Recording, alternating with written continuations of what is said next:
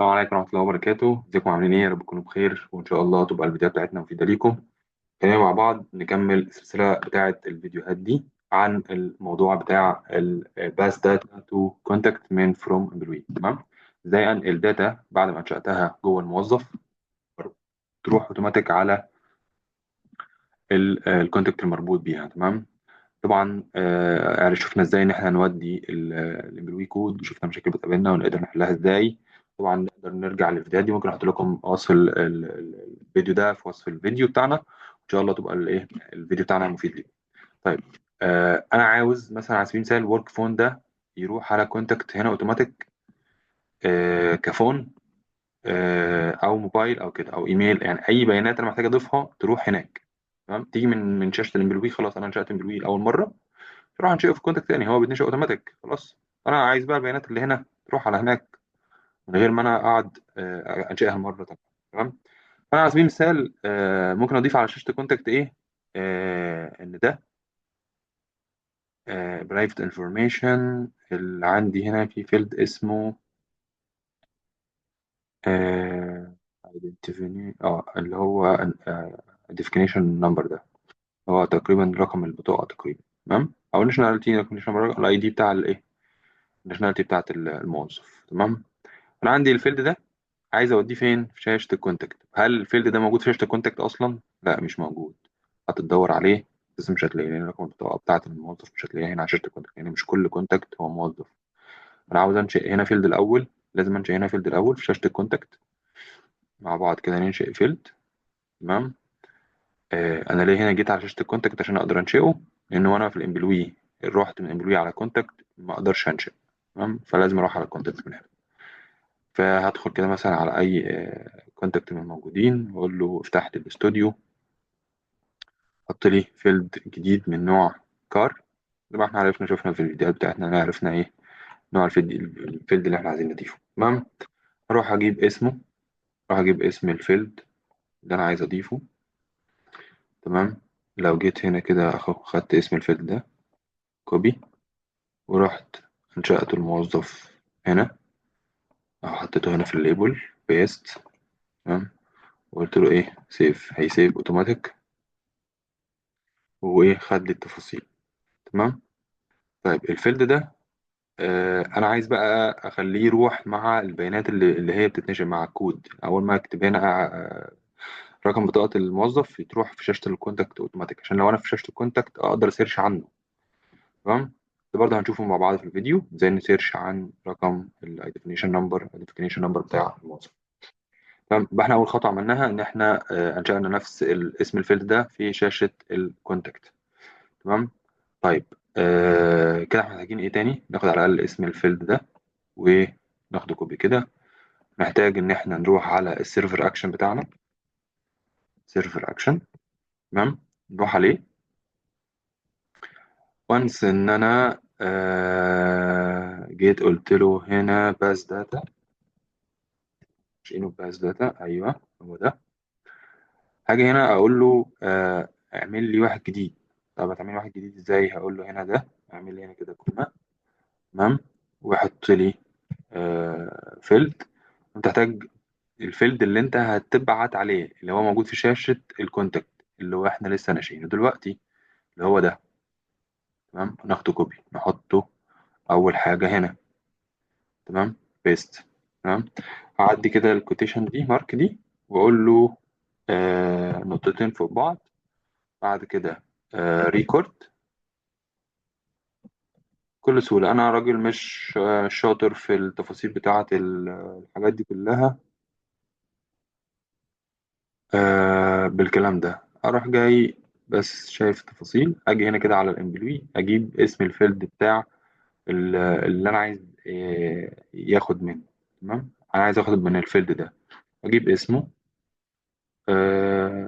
أدي البرايفت انفورميشن identification number. آخد الفيلد بتاعه كوبي، وأروح أحطه في السيرفر أكشن بتاعي. تمام؟ ريكورد دوت اسم الفيلد. تمام؟ بيست. وأقول له هنا سيف من غير ما أعمل أي حاجة. شكرا شكرا، السلام عليكم وعليكم السلام. أروح على كده على الموظف، ماشي موظف جديد، شوف الدنيا ايه. اقول مثلا لوي 21 مثلا. تمام. واجي على البرايفت انفورميشن هنا احط رقم، مثلا اي رقم طبعا. ادي الرقم، قلت له هنا كده ايه سيف. قال لي اه حط الديبارتمنت. تمام تمام. قلت له سيف. عمل كده ايه، نشأ الكود انا كاتب هنا ده. راح تشيك على البيانات. تمام. الاقي ادي الريفرنس جالي، وادي الديفينيشن نمبر جالي. انا يبقى كده هنا استفدت بايه؟ بان انا من غير ما انا اجي هنا على شاشه الكونتاكت تاني مره تانية واقعد اكتب في رقم بطاقه الموظف مره تانية. لا خلاص، الامور بتاعتي واضحه وصريحه، واقدر من خلال دوت الدنيا بتاعتي تبقى متحدده وسهله. طيب، ايه اللي محتاجين ان احنا نتعلمه تاني النهارده؟ ال- اللي احنا ازاي واحنا في شاشه الكونتاكت نقدر نسيرش على الايدنتيفيكيشن نمبر دوت. لو انا معايا رقم الايدنتيفيكيشن نمبر بتاع الموظف، خلينا نجيبه كده ناخده كوبي. تمام. ادي الموظف اهو، كان 21 تقريبا. ادي اهو. كان أي واحد فيهم؟ خلينا نشوف مع بعض. لا مش هو ده. نجيب الرقم ده ناخده كوبي. تمام. انا عايز وانس ان انا هنا في شاشة الكونتاكت عملت سيرش كده. تمام. اقدر اسيرش بيه. لو دورت انا كده اصلا مش هلاقيه، يعني مش هيجي معايا، مش هيبقى موجود معايا. فانا محتاج اشوف لو كتبت رقم اسمه ده الرقم البطاقة بتاعت الموظف تجي لي هنا اوتوماتيك، اقدر اسيرش عليها اوتوماتيك هنا. طيب ده هحتاج اعمل فيه ايه؟ احنا طبعا شفنا اللي هو 21 ده. 21 موجود معايا اللي هو ده. الرقم موجود اهو. هعمل ايه؟ اروح جاي عامل هنا كده ليست فيو. هظهر الفيلد هنا. خلاص، هو الفيلد اصلا كده كده اوريدي موجود معايا، اللي هو 14 ده تقريبا. اهو الفيلد ظهر جوه في الفورم فيو، ده اسمه كده هنا فورم فيو. عايز اظهره بره في الليست فيو. هاجي هنا كده في الاستوديو واقول له ايه، هات لي فيلد من الموجودين حاليا. ليه؟ لان هو موجود اصلا في الفورم. لو قلت هنا مثلا ان او نمبر ده، لا الفيلد موجود اهو. راح جاي بس سحبه كده، واخده حاطه هنا جنب النيم مثلا، لا يظهر معايا اهو. حلو. يبقى دي كده اول حاجه احنا عملناها. وهل كده بمعنى اللي انا حطيته في الليست فيو ده كده اما اجي اكتب هلاقيه؟ لا برضو مش هلاقيه. تمام. لو جيت اكتب كده ادي بيست، برضو مش هلاقيه. تمام. اعمل بحث كده، برضو مش هلاقيه. يعني بدور على ايه؟ النيم. انا عايز ادور على الفيلد ده الديفينيشن نمبر. هاجي هنا على الاستوديو تاني مره، وهدخل على،